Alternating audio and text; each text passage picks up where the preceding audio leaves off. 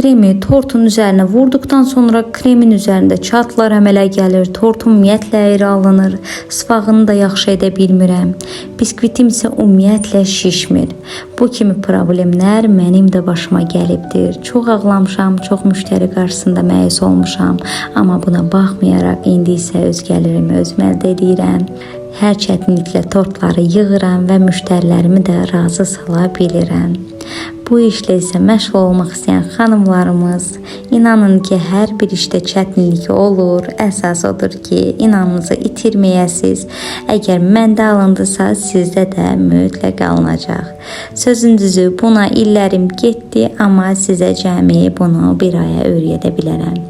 Əgər bu cürə tortları öyrənmək istəyirsinizsə, mütləq nömrəmlə əlaqə saxlayın. Sizə hər tərəfli hər şeyi izah edəcəm. Məni izlədiyiniz üçün təşəkkür edirəm.